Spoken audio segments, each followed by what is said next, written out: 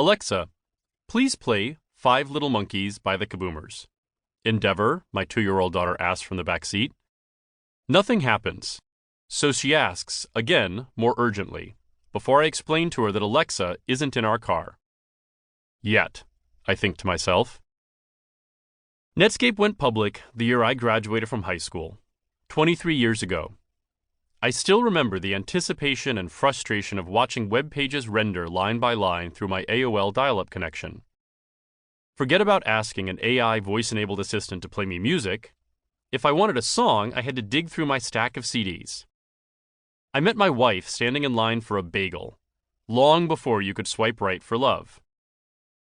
Today, I have limitless information and entertainment available in my pocket, constant connection to my social and professional networks, and I'm never more than a tap on my iPhone away from dinner, diapers, or a driver arriving at my door. Wherever I am, traveling away from home, I sing Endeavor her goodnight songs through FaceTime. In the 2 decades since the digital revolution burst forth promising to change everything, our lives have in fact changed in unbelievable ways. Except where they haven't. When I voted in my last election, I stood in line to fill in circles with a pen on a ballot. If I walk into an emergency room tomorrow, I'll fill out paper forms. When I next go to the DMV, I'll need a stack of papers to confirm my identity. When Endeavor starts school in a few years, teachers will present material to her in much the same way they did to me when I was her age. In some of the most important parts of our lives, little has changed. Every day, in our cities and neighborhoods, we step into not-so-hidden time machines. There are city halls, our hospitals, our schools. Like a bureaucratic dystopia, they've been lost to time, seemingly untouched by the digital revolution. And what's even scarier is how essential these tech vacuums are to life, liberty, and the pursuit of happiness. Our lives as consumers have gone digital. Our lives as citizens remain stubbornly analog. The Regulatory Era. This is a book about improving our lives as citizens, in America and around the world, by building and growing startups in complex, regulated markets that are intertwined with government. Why is this book needed now? We're witnessing the collision of 5 trends that will cause the next 20 years of the digital revolution to look very different than the last 20 years, in good and important ways. First, tech startups are diversifying beyond Silicon Valley, both in terms of geography and strengths. Startup founders tend to solve the problems they know and understand.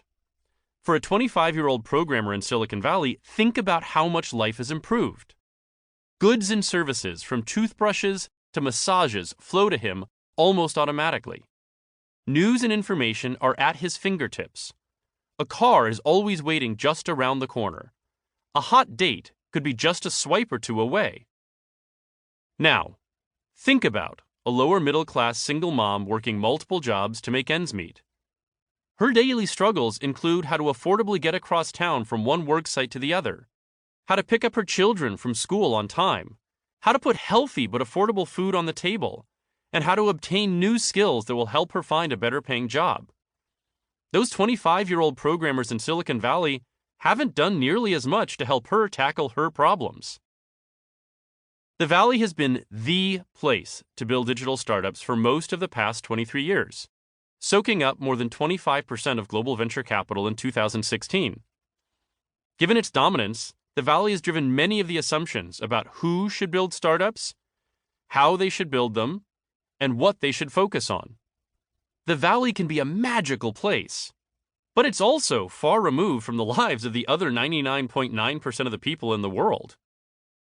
But the world of digital startups is rapidly diversifying. Silicon Valley isn't on the decline, far from it, but the rest of the world is catching up quickly, having systematically studied the Valley model and slowly learned to apply it to their own contexts. This is true across America and around the world. Venture capital in America is growing at 12% per year, but that growth is dwarfed by economies such as India, Ireland, and Korea. And venture capital is a trailing indicator of the growth of startup ecosystems. Communities are receiving increasingly sophisticated support from initiatives such as the Rise of the Rest and the Global Entrepreneurship Network, and the results are starting to show.